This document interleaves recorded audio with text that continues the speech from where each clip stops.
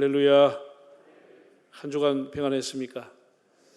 오늘 성경에 여러분 보시면 예수님께서 지난주 설교가 연결이 되는데 예수님의 주변의 형제들이나 사람들이 예수님 보고 갈릴리나 이 변방에서 기적을 행하지 말고 좀 서울에 가서 예루살렘 가서 좀 한번 해보시라. 그걸 부추겼어요.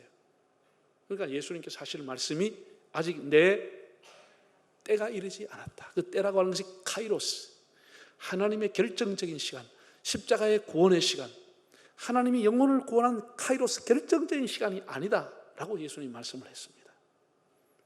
그러면서 조용히 혼자 예루살렘에 올라가셔가지고 성전에서 사람을 가르칠 때 사람들이 알아보고 뭐라고 그랬냐, 이 사람이 뭐 배움 바도 없는 사람이 뭘 가르치려고 덤벼드냐, 무슨 나사렛에서 뭘 배웠다고 떠드냐, 이래가지고 예수님에게 한마디로 아주 불평을 쏟아내는 거예요.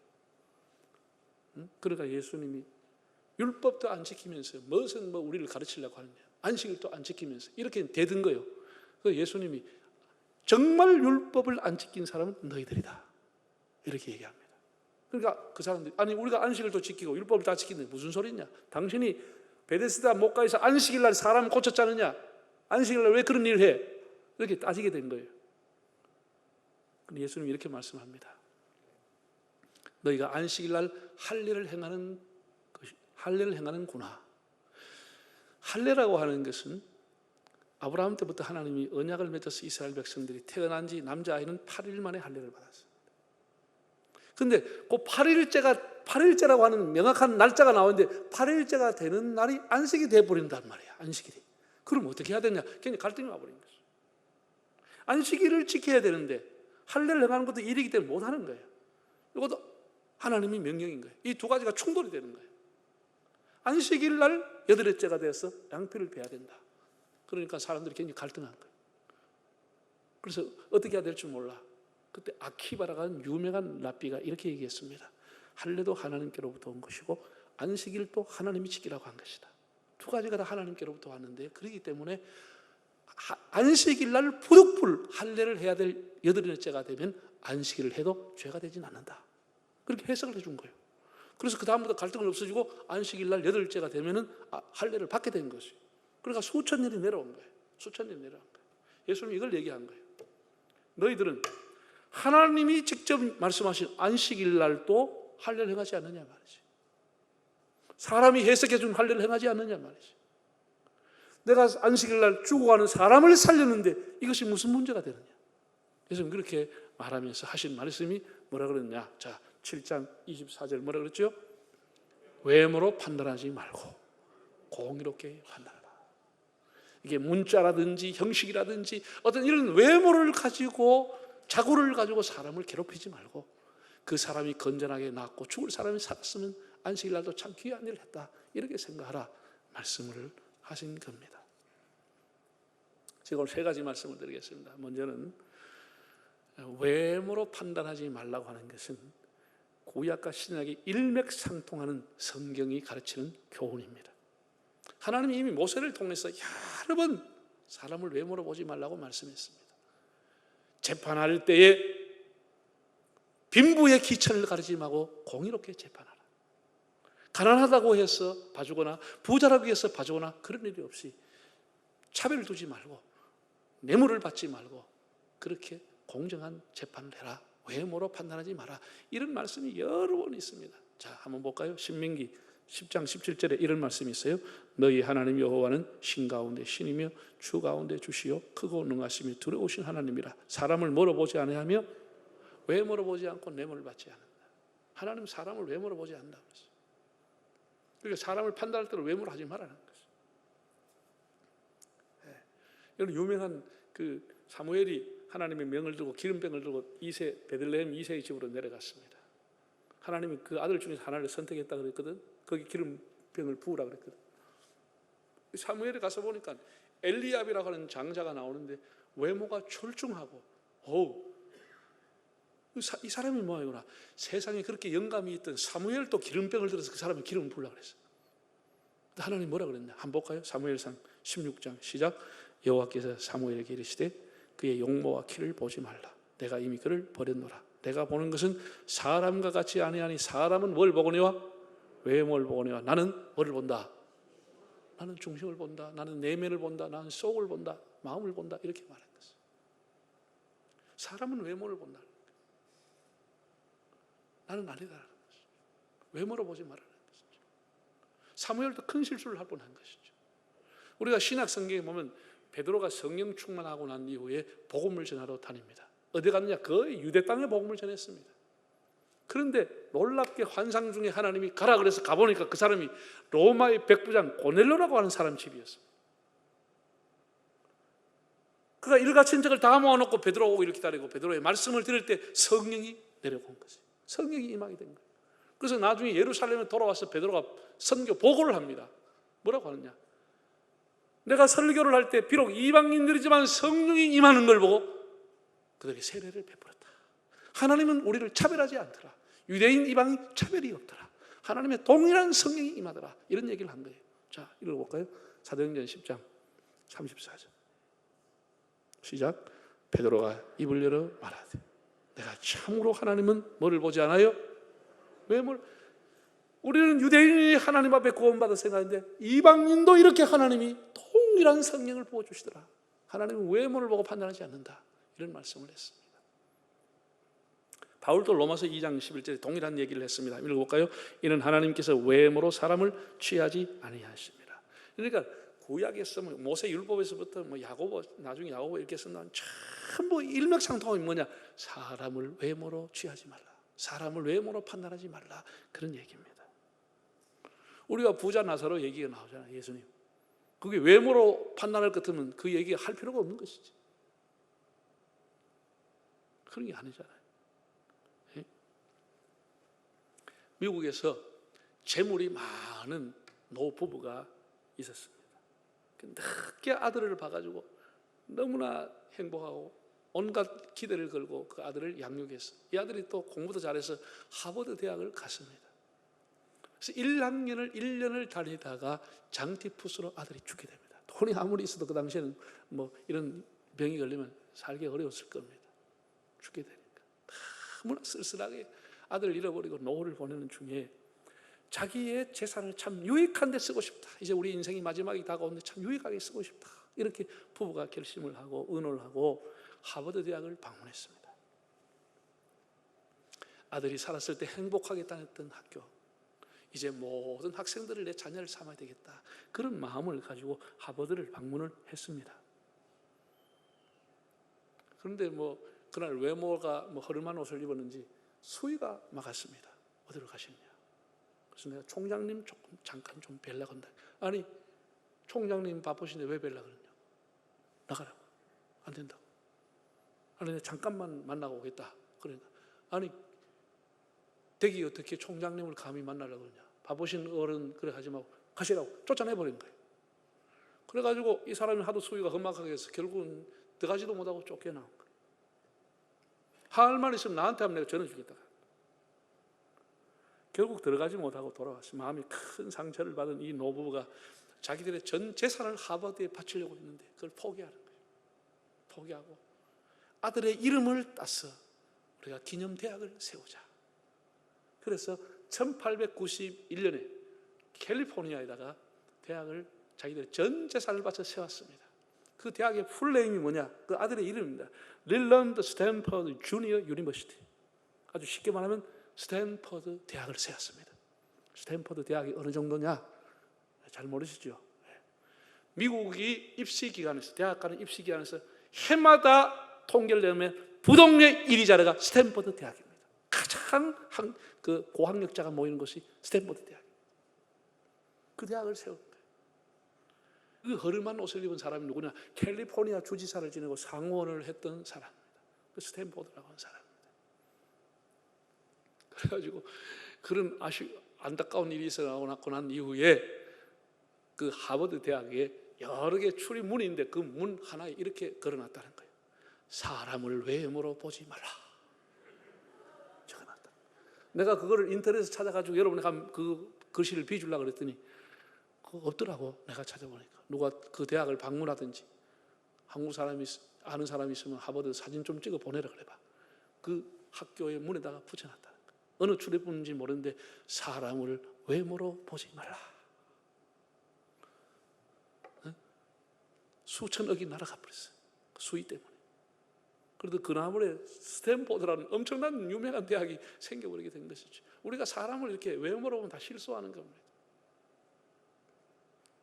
사람들의 사업 규모가 어떠냐, 그 사람이 계급이 뭐냐, 그 사람 집안이 뭐냐, 그 사람 목사라는데 그 교회는 뭐 몇 명이나 모인다나, 이런 거 다 이게 다 이 전부 외모를 보고 사람 판단해 보는 거예요. 외모를 보고 판단하는 거죠. 두 번째, 성경의 흐름이 외모를 보지 말라고 하는 건데, 두 번째는 뭐냐 하면 공간보다는 마음이다는 거예요. 공간보다는 사람의 중심이다는 거예요. 마태복음 24장을 보면 예수님이 이런 비유를 했습니다. 두 남자가 밭에서 일을 했는데 한 남자는 데려감을 당하고 한 남자는 버림을 당했다. 두 여자가 한 집에서 맷돌질을 했는데 한 여자는 데려감을 당하고 한 여자는 버림을 당했다. 그런 나와요.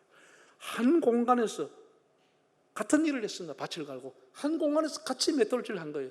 그런데 왜 한 사람은 데려가고 한 사람은 버리죠? 뭐 때문에? 마음과 중심을 보고 하나님 데려갔다는 것이죠.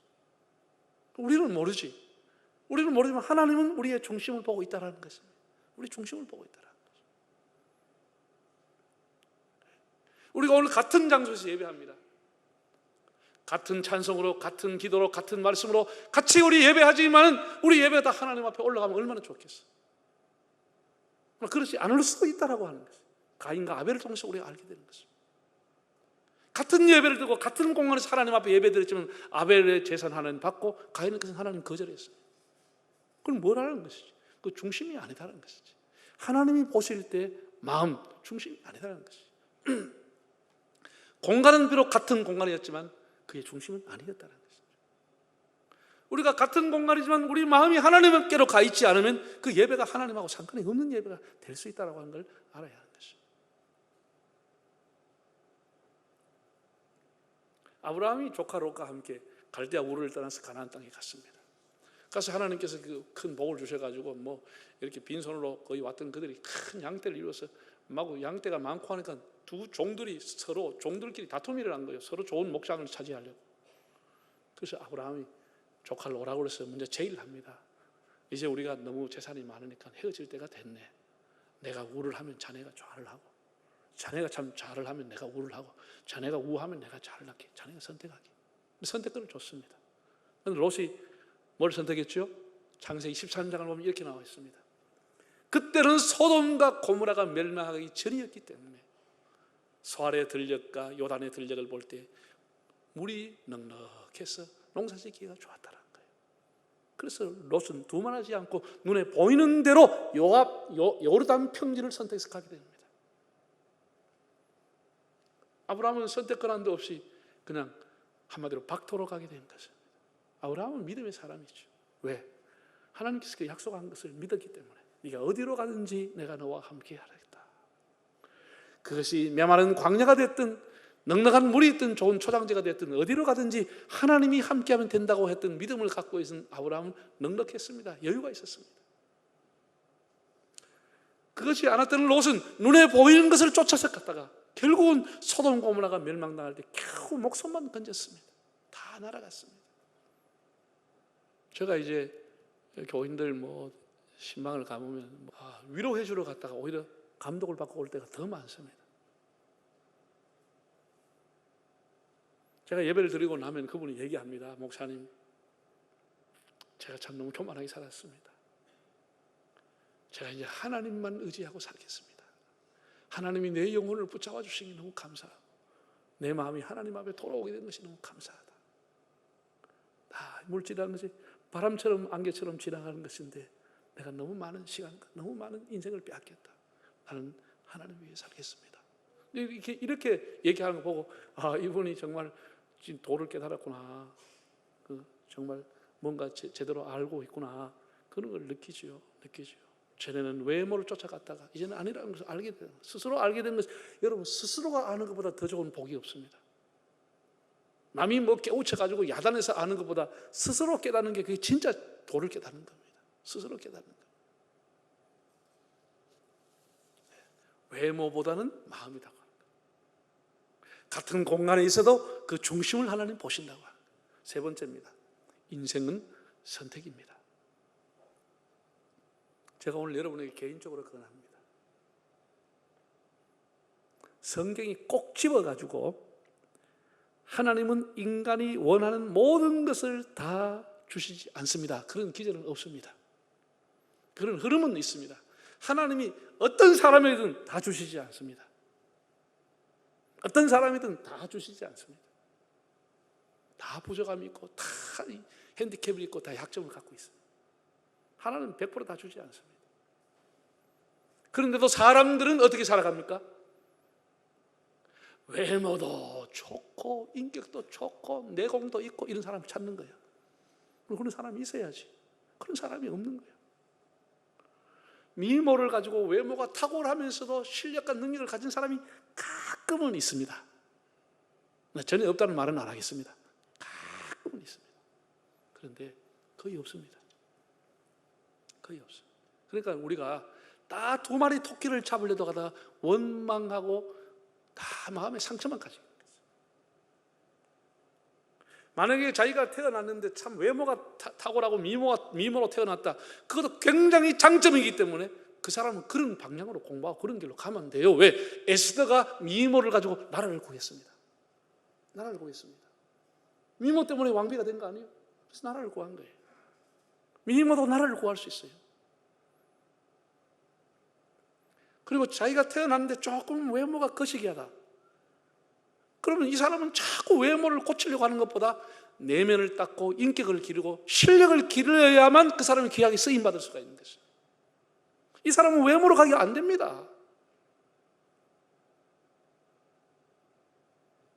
그러면 외모도 안 되고 내면 실력도 없으면 그거 어떻게 되겠습니까? 그건 안 되죠. 그러니까 한쪽을 선택할 수밖에 없는 거예요. 인생이라고 그런 것은. 여러분, 세계 사람들이 왜 원망하고 불평하죠? 사람들이 원망하고 불평하는 이유가 다 2마리 토끼 다 잡으려고 하는 거예요. 여러분이 사회를 볼 때, 여러분 직장에서 사람을 뭘 선택할 때 어떻게 해요? 2가지 다 선택하려고 그러는 거예요. 외모도 출중하고 실력도 있고 그런 사람 있어야지. 그냥 선택했으면 감사하고 자족하기를 바랍니다. 그러하면 원망이 없는데 살면서 막 아이고 이것도 다른 사람 비교해보니까 또 떨어지니까 자꾸 이것들 요구하고 또 떨어지니까 이건 네가 왜 없냐 이래가 원망만 쌓아가지고 살아가면서 수없이 원망만 하는 거예요. 원망만 하는 거예요. 인생은 선택입니다. 둘 중에 하나 선택했으면 그냥 자족하고 감사하게 살아가는 거예요. 할렐루야. 그럼 아닌 것처럼 앉아있네. 제가 여러 예전에 제가 가까이 하는 장로님이 좀 만나서 식사도 하고 뭐 자기 교회 얘기를 하더라고. 그래서 내가 목사님 오신 지 알면 한 2년 됐는데 목사님 목회 잘하시죠? 예, 잘하긴 합니다만 그래. 그럼 뭐 때문에 그러냐? 그랬더니 설교는 나름대로 잘합니다만 인간관계 엉망입니다. 인간관계가 안 됩니다. 예배 마치면 집에 들어가고 사택에 들어가고 꿀발레인데 들어가고 우리 만나도 않고 인간관계 이래가 안 되겠습니다. 목사님 어째야 되겠습니까? 그 어째야 되겠습니까 내가? 그래서 참 장로님 그나마 목사가 해야 될 중에 중요한 일이 설교하는데 설교를 잘한다까지 다행이에요. 다행입니다. 좋은 목사네요. 좋은 목사예요. 죄 안 지으면 협조해줘라. 죄 안 지으면 따라가라. 협력해줘라. 장로님, 교인들은 그러면 100점 만점이에요? 장로님 그런 생각 가지면 목사 10명을 구해도 교회는 만족이 안 될 겁니다. 설교 잘한다. 다른 거 부족하다. 그러면 감사하다. 그렇게 생각해라. 사람이 몸이 아프면 어쩌나 몸을 고치든지 적응을 하든지 살아야 될 거 아니에요. 못 고칠 것 같으면 적응하고 살아라. 그랬더니 이분이 뭐라고 한다 하세요? 목사님, 오늘 제가 참 좋은 걸 배웠습니다. 목사님, 그래 하죠. 그리고 지금 한 10년 넘었는데 지금 만날 때마다 내한테 항상 고개 숙여 인사하고 목사님 고맙습니다. 그 목사님 아는지 모르는지 여전히 목회 잘하고 있어. 우리가 이 10마리 토끼라고 하는 것 이것 때문에 참 원망하고 살아가는 거예요. 다 원망하고 살아가요. 얼굴도 잘나야 되고 실력도 있어야 되고 좋은 직장이 있어야 되고 뭐 인격도 좋아야 되고 뭐 여러분 그런 사람 어디 있으면 나한테 좀 소개 한번 해줘서. 이런 것 때문에 원망하고 살아가는 게 굉장히 잘못된 생각입니다. 유대인들은 오랜 전통으로 이방인들을 멸시하고 차별했습니다. 빈부귀천을 차별했습니다. 하나님의 율법을 지키고 살면서도 그들은 그 죄를 지었고 살았습니다. 너무 가슴이 아팠어요. 예수님의 동생 야고보가 신학교회 성도들에게 이렇게 얘기했어요. 한번 2장 1절 2절 볼까요? 야고보서 내 형제들아 영광의 주 곧 우리 주 예수 그리스도에 대한 믿음을 너희가 가졌으니 사람을 묘하지 마라, 차별하지 마라.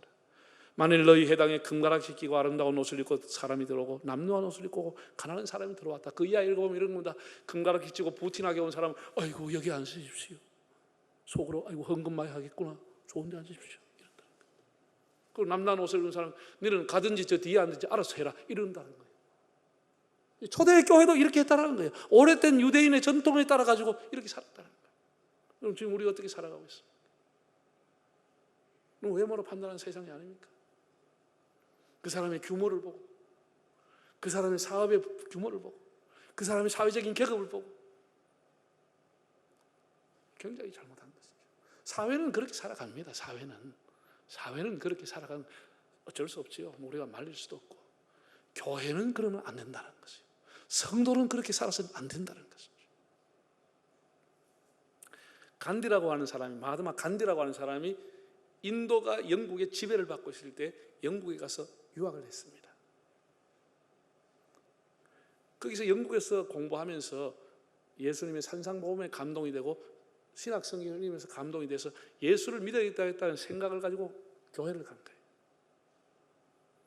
교회를 제가 알기로는 5군데나 6군데는 5주일, 6주일을 교회를 갔는데 6주일마다 다 쫓겨났어요. 이유가 뭐냐?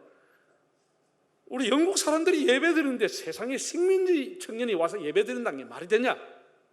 안 된다는 거예요. 나가라. 입고 있으면 쫓겨난 거예요. 식민지 청년이라고 그랬어요.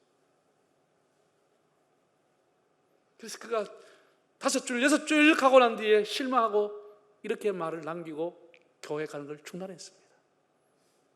무슨 말을 했느냐? 가슴 아픈 얘기죠. 나는 그리스도는 존경한다. 그러나 그리스도인은 경멸한다 라고 하고 교회를 떠나버렸습니다. 그가 나중에 돌아와서 인도를 재건했을 때 13억의 인도를 재건할 때 예수 믿는 사람이 되어왔으면 인도가 얼마나 바뀌었겠습니까? 사람을 차별했기 때문에 그 위대한 지도자를 교회는 잃어버리고 만 것입니다. 제가 목회했던 진주에도 마찬가지. 전국에서 초대교회 선교사들이 복음을 전했을 때 백정들이 와서 교회에 나왔을 때 다 쫓아냈습니다. 제가 했던 진주에도 교회를 쫓아냈습니다. 성교사는 안 된다 그러고. 왜 사람을 차별하느냐? 그 사람도 우리와 똑같이 하나님 앞에 구원받아야 안 되겠습니까? 그런데 다 쫓아낸 거예요. 어떻게 백정하고 우리가 같이 예배드리냐고. 안 된다고.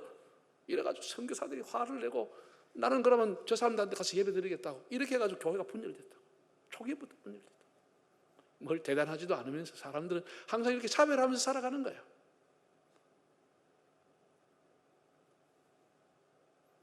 우리가 이런 것을 버려야 됩니다. 여러분 교회 생활, 사회 생활할 때 우리 그리스도인들은 외모로 사람을 판단하지 않도록 사람을 존중히 여기고 그런 자세로 살아가는 삶이 되시기를 바랍니다.